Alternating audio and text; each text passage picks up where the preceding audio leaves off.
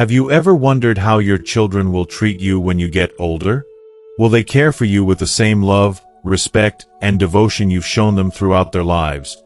Or will you find yourself facing the harsh reality of solitude? Aging is a journey that many of us think about only when it's upon us. But what if the way you envision this chapter of your life isn't as simple as you expect? Today, I want to share a story that might make you reconsider how you approach aging and the decisions that come with it. It's a story about the reality of relying on family as you grow older, a reality that isn't always as picture-perfect as we hope. In this video, we'll explore the struggles of an elderly woman who, like many, believed that her children would be there to care for her in her later years.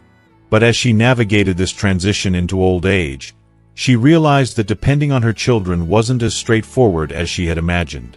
Her journey is a reflection of many of the challenges that people face when they reach this stage in life, and along the way, we'll uncover important lessons about aging, family dynamics, and how to prepare for a peaceful and independent future.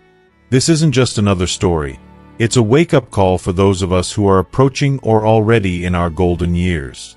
We'll dive into practical tips that can help you avoid some of the common pitfalls many older adults face when it comes to family care, and we'll offer real, actionable advice on how to maintain your dignity and independence as you age. From financial planning to emotional resilience, we'll discuss all of it. By the end of this video, you'll have a fresh perspective on what it means to age gracefully. You'll learn how to set the boundaries you need to preserve your independence, and you'll discover how to ensure that your retirement years are truly yours, filled with respect, comfort, and peace of mind.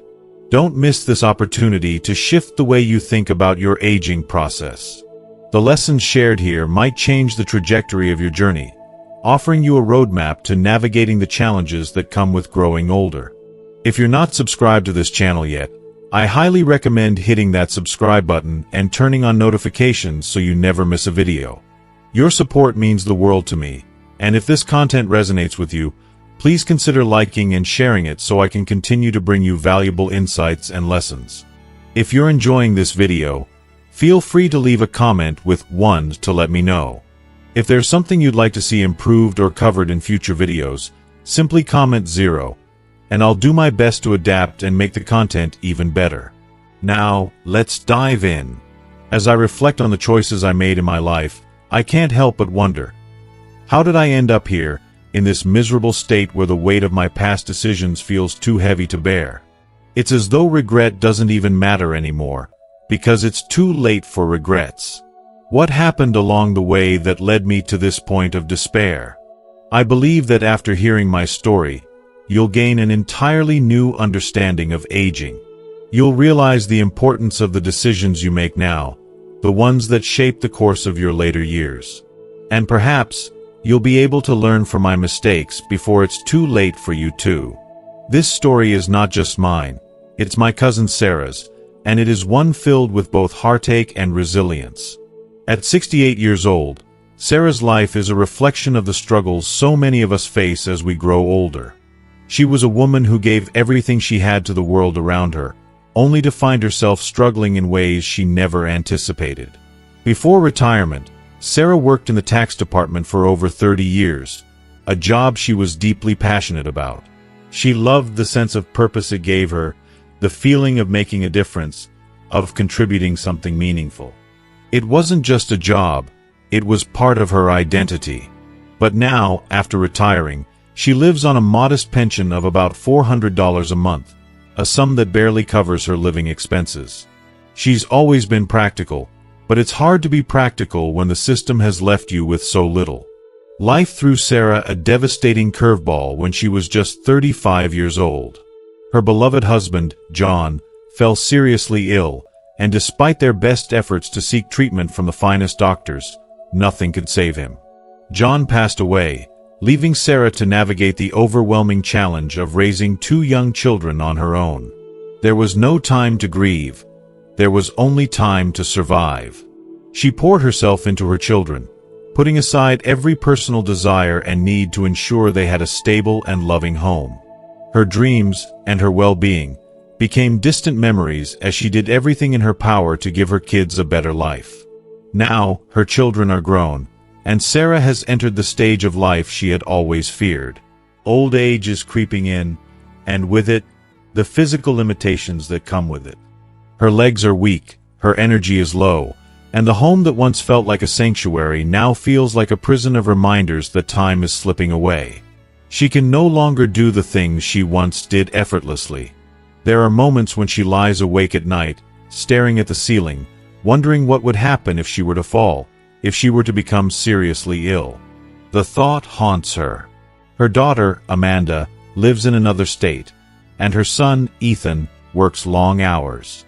In her heart, Sarah knows that if something were to happen to her, help might not come in time. She feels the isolation settling in, a suffocating sense of helplessness that she can't shake. It's at this point that she starts to consider moving in with one of her children. When Sarah called Ethan, her son, to discuss the possibility of living with him, she was met with his understanding, his love, but also his practicality. After listening to her concerns, Ethan suggested something that Sarah hadn't expected: a nursing home. He explained that it could provide her with the care she needed, along with the social interaction that could help her maintain her mental health.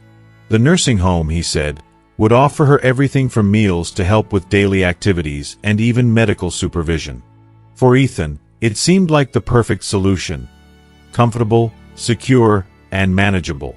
But for Sarah, the thought of being placed in a nursing home was almost too much to bear. She wasn't ready to accept that her independence was slipping away. Then there was Amanda. When Sarah spoke to her daughter, Amanda immediately opposed the idea of a nursing home.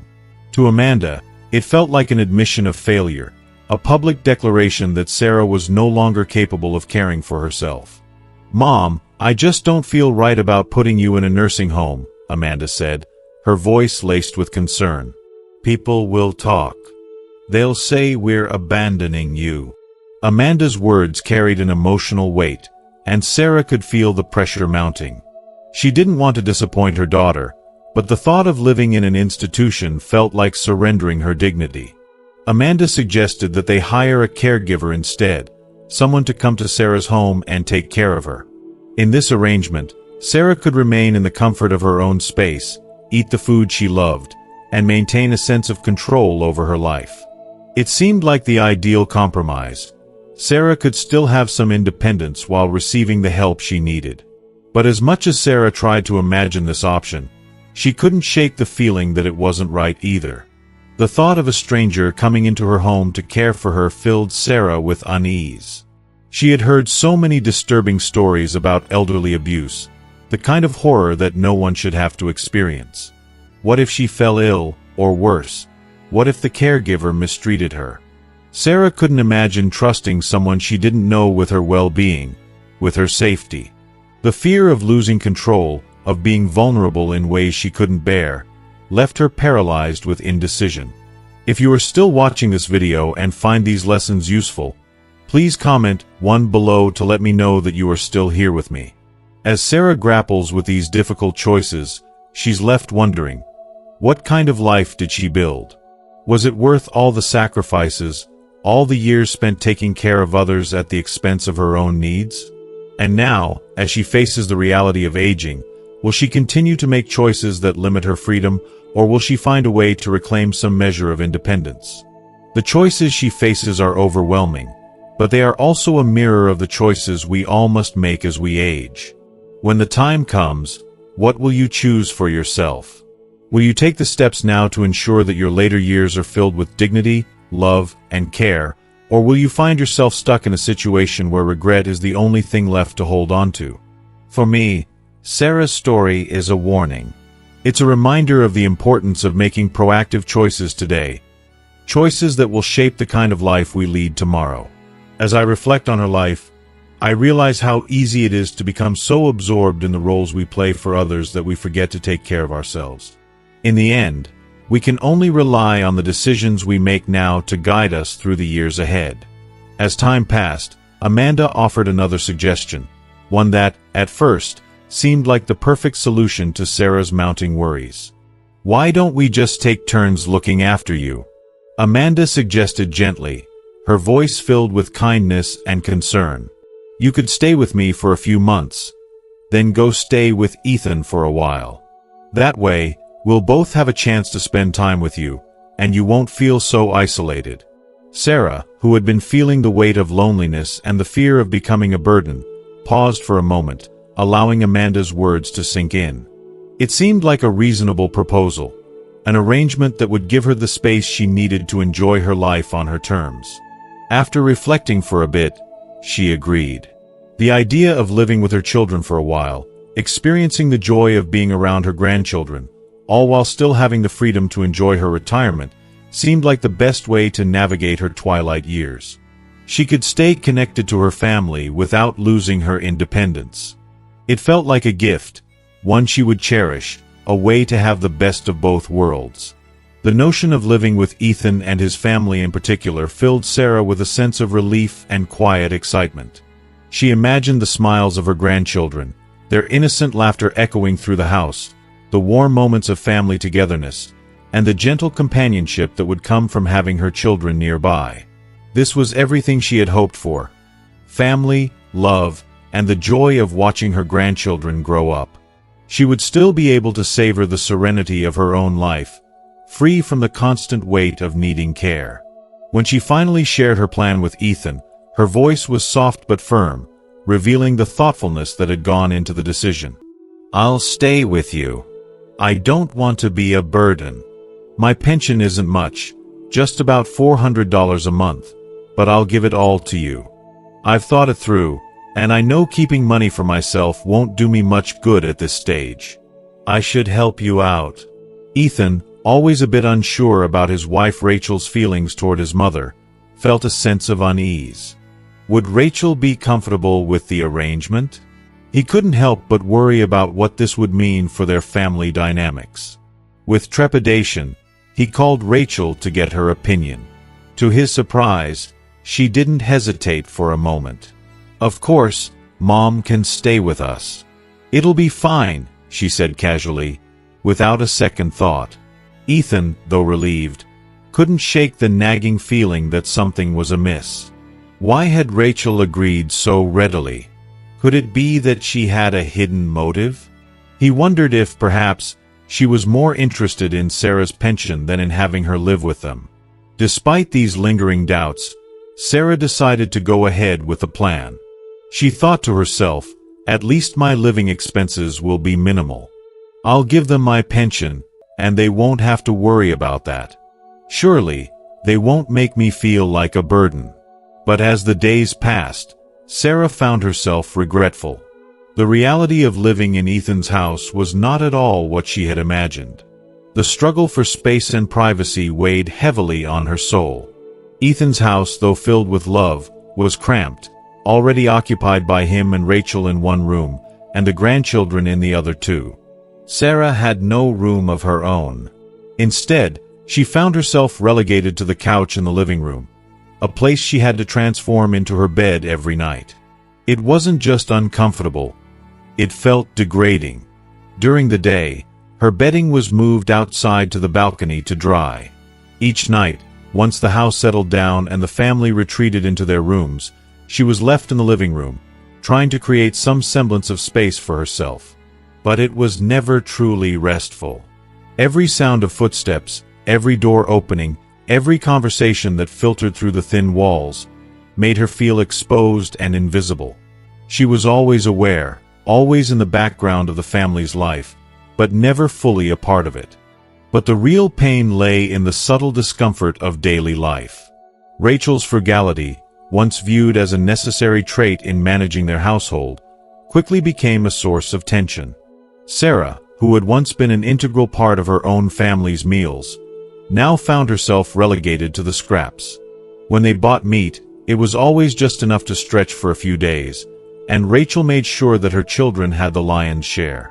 "The kids need to grow strong," she would say, and so Sarah would receive what was left, a portion of vegetables or whatever scraps remained.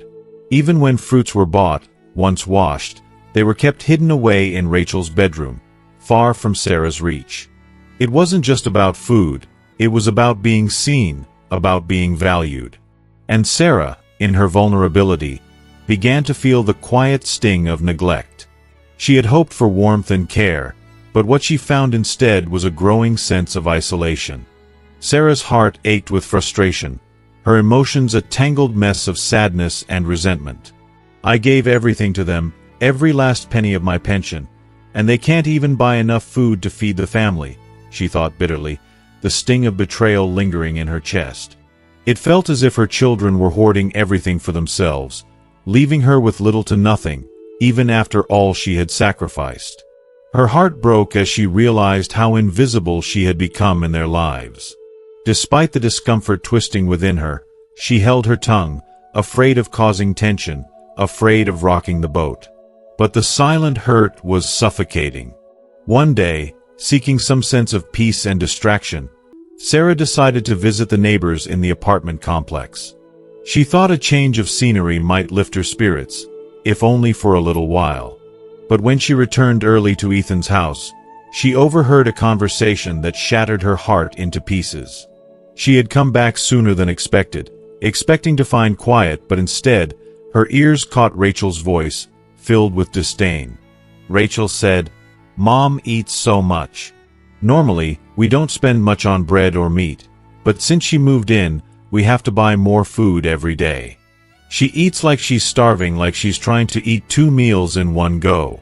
The words cut through Sarah like a knife.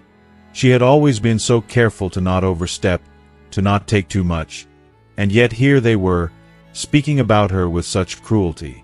She heard Ethan's voice, soft and hesitant, but it was clear he was too scared to stand up to Rachel, too afraid of causing conflict.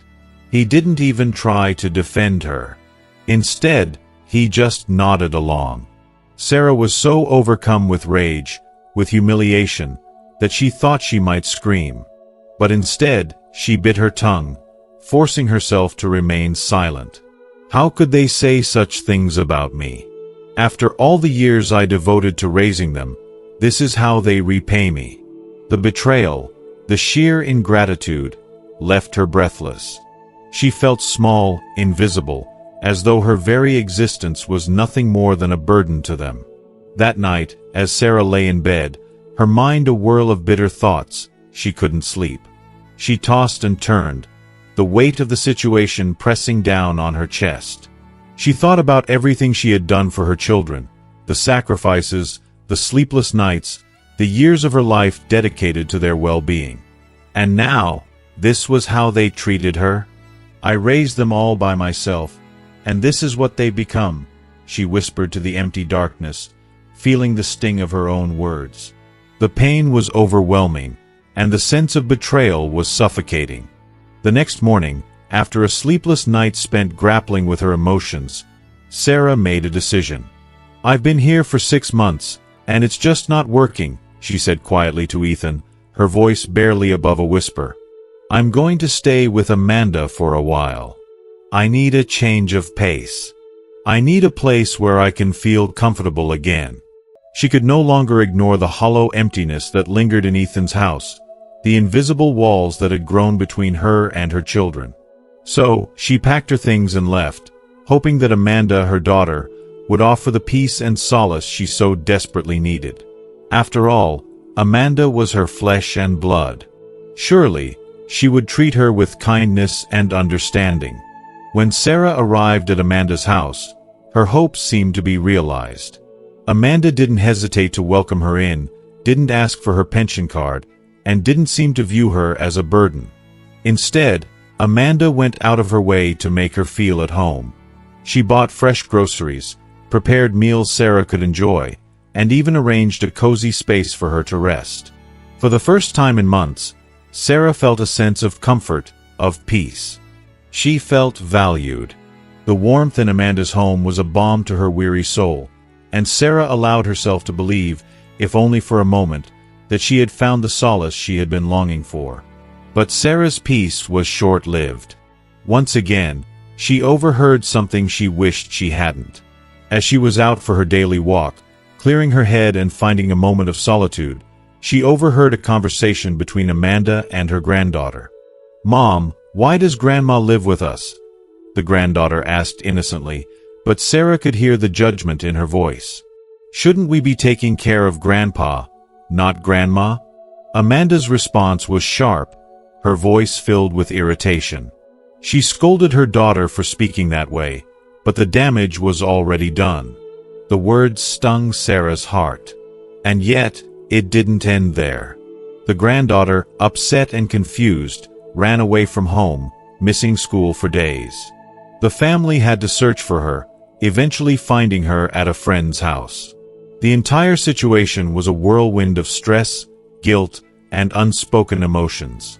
For Sarah, it was the final blow. Even at Amanda's house, she wasn't truly wanted. Even here, she wasn't entirely welcome. The realization hit her like a ton of bricks. Exhausted, emotionally drained, physically weary, Sarah knew it was time to go.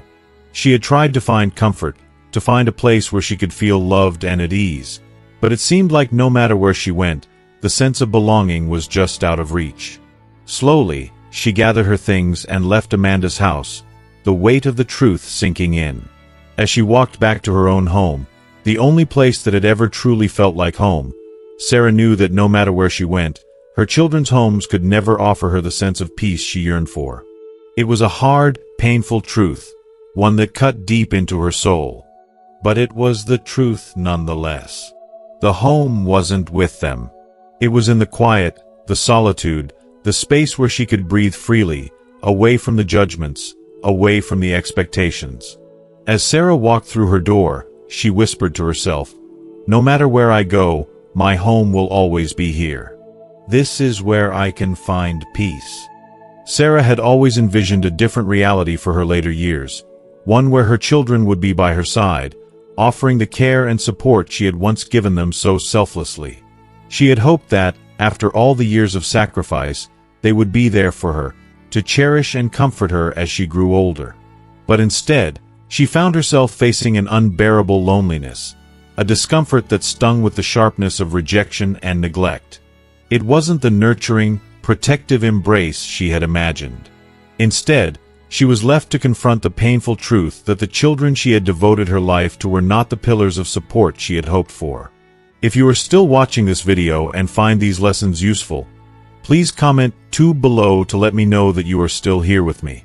As Sarah sat in her living room, the heavy silence of the house pressed down on her, and she could feel the weight of every year that had passed. The walls around her, once filled with laughter and love, now seemed cold and empty. She couldn't help but reflect on the choices she had made, decisions that had shaped her life and, in many ways, had shaped the lives of her children. "Why did I raise my children this way?" she thought. "Was it wrong to pour so much of myself into them, to put my dreams and desires on hold so they could have everything they needed?" There was a hollow ache in her heart as she wondered if the love she had given, the sacrifices she had made, had been enough. "Can I rely on them now? Is this the legacy I've built?" she asked herself, the uncertainty of old age creeping in like an unwelcome shadow. Sarah had been a dedicated mother. She had given up her happiness for years, believing that by putting her children's needs first, she was fulfilling her purpose in life. She had poured her love, time, and energy into raising them, all with the hope that one day they would return that love when she needed it most. But now, as she faced the reality of growing older, she saw how fragile those hopes were. The truth was as painful as it was undeniable. Her children, her beloved children, were not always the support system she had envisioned. A parent's home, Sarah had always thought, would forever be a sanctuary for their children, and in turn, it would be a sanctuary for the parents in their later years. But it wasn't as simple as that. The reality of aging had shattered the dream of shared comfort and care. Her children's homes, no matter how much she loved them, never felt like her own. They could never replicate the sense of peace she had once found in her own home. No matter how much she had hoped, their homes would never be the refuge she thought they would be. It was a crushing blow to accept. After all the years of giving, the promise of support in return felt hollow. The truth hit Sarah harder than anything she had ever faced before, the realization that, when the storms of life raged, her children might not stand by her as she had stood by them. Her visits to both her son's and daughter's homes had made it clear. Neither place felt like home. They were simply houses, beautiful, yes, but not the sanctuary she had hoped for. The love was there, but it didn't feel as unconditional as it had once seemed. It was as if, over time, the emotional connection had frayed at the edges, replaced by distance and, perhaps, discomfort. After hearing Sarah's story, I can't help but wonder, what do we expect from our children as we age? Do we believe that they will be there for us in the way we've always dreamed? Or are we, like Sarah, waking up to the painful reality that family dynamics are not always as simple as we imagined? Sarah's journey forces us to question the depth of our relationships and the future we envision for ourselves. Are we prepared for the emotional complexities that come with aging? Can we handle the possibility that the people we've relied on most might not always be there in the way we hoped? Family dynamics are more complicated than we often care to admit. The relationships between parents and children are steeped in deep emotional bonds, but the ties with sons-in-law, daughters-in-law, and even grandchildren often don't carry the same weight of unconditional love. These relationships can sometimes be fraught with tension, and when disagreements arise, they can put a strain on everything. Sarah had tried so hard to please Rachel, her daughter-in-law, and Ethan, her son. She did it out of love and concern for her future, hoping to build a foundation of mutual respect and understanding. But despite her best efforts, it became painfully clear that they didn't fully appreciate the depth of her sacrifice, nor the weight of her hopes for their future support. The love she had given them felt, in some ways, unreciprocated. It was a hard lesson, but one that many parents will inevitably face. No matter how much you give, sometimes it just doesn't return to you in the way you expected. In the end, Sarah learned a truth that was as sharp as it was necessary. The only place she could truly rely on was her own home, the place where her memories had been built, the place where her heart had learned to find peace. And although it hurt her to acknowledge it, she understood now that, sometimes, the only support we can truly count on is the love we've created for ourselves. If you ever find yourself facing a similar situation, feeling disrespected or overlooked by your daughter-in-law or son-in-law, it can be incredibly painful. It's a heartbreaking experience, especially when you've opened your heart and home to them, welcoming them as part of your family. But when that respect is not reciprocated, it can lead to feelings of sadness, confusion, and even resentment. So, what should you do in this kind of emotional turmoil? How can you protect yourself and preserve your dignity? Here are 4 essential steps that can help you navigate through this challenging situation. First, don't care too much, and I mean that with the utmost compassion for your well-being. When you find yourself caught in the web of disrespect, sometimes the best thing you can do is step back. It's all too easy to treat your daughter-in-law or son-in-law like one of your children, to love them unconditionally, and wish for the same in return. But when you're met with coldness, disregard, or even disdain, continuing to pour your energy into them can leave you emotionally drained. You deserve to be treated with the love and respect you've given. Consider seeing them not as a part of your immediate family, but as someone who, while still family by marriage, is not entitled to your boundless affection. This doesn't mean severing ties completely, but it does mean giving yourself the emotional distance you need to preserve your peace and protect your heart. Boundaries are not walls. They're protective shields. Second, don't engage in arguments. Sometimes silence is golden. Those who disrespect you may attempt to provoke you, especially when you're helping with grandchildren or contributing in ways that should feel appreciated. When they push your buttons, there's a temptation to respond, to set them straight, to make them understand how hurtful their behavior is. But remember, not every battle is worth fighting, especially when the goal is simply to feel heard. Engaging in conflict may only escalate the tension, leaving you feeling more upset. Instead, practice the art of restraint. Don't give in to the temptation to argue. Think of it like this: if a mad dog tries to bite you, should you chase after it and bite back? Of course not. Similarly, silence is your armor. It shields you from further emotional damage. Sometimes, the strongest thing you can do is stay silent, maintaining your peace and your integrity. Your calm is a testament to your strength. If you are still watching this video and find these lessons useful, please comment 3 below to let me know that you are still here with me. Third, don't gossip. It might seem like a natural way to release pent-up frustration, but it can lead to nothing but trouble. When you're hurt or feeling disrespected, it's tempting to share your grievances with others. Talking to friends, family members, or even acquaintances about what's going wrong might bring you temporary relief, but it also brings risks. Once your words leave your mouth, they are no longer in your control. Gossip often distorts the truth, and before you know it, your words could come back to you in a form you never intended, causing even more drama, misunderstandings, and a deeper sense of betrayal. Keep your pain within your inner circle, where it can be handled with care. If you need to talk, let it be with someone who can help you process things in a way that is constructive, not harmful. Lastly, don't rely on them. This is one of the hardest truths to accept, especially for those of us who long for the comfort of family as we age. When your daughter-in-law or son-in-law isn't showing you the respect you deserve, it's essential not to place all your hopes for the future in their hands. Too often, we expect our children to be the ones who care for us in our later years, but the harsh reality is that they may not always be there when we need them most. This is not a judgment of their love or intentions, but simply a recognition that life doesn't always go as planned. Don't wait for someone else to carry the burden of your happiness or well-being. Take control of your future now. Start saving money, create a retirement plan, and prioritize your independence. You deserve to live freely and with dignity, not at the mercy of others. If living independently becomes difficult, consider options like nursing homes or hiring a caregiver, anything that allows you to maintain your autonomy and your self-worth. The truth is, in some cases, a nursing home or professional care could provide a better quality of life than relying on your children. If possible, hire help, whether it's a cleaner, a companion, or a health aide. It will be worth it, not just for your physical needs, but for your emotional peace as well. In the end, respect is a two-way street, and it should never be taken for granted.